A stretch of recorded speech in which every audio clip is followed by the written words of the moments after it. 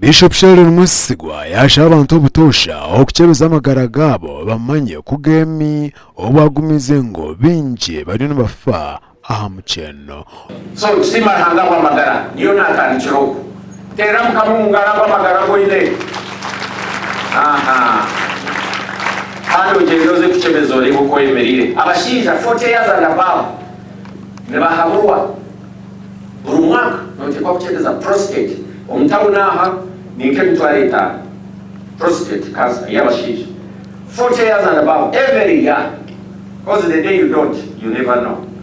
So abakazi era abakazi ngo bino bwengi Omureeberezi Sheldon yagamba ebi aha mukoro gw'okushabira abeegi bishat 51 b'ekyamushanju ahari Mbarara Junior Primary School.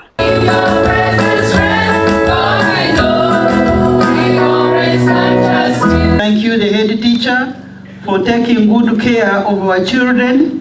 Konka aberere bitu basinga, and that's a good care that you do give to our children.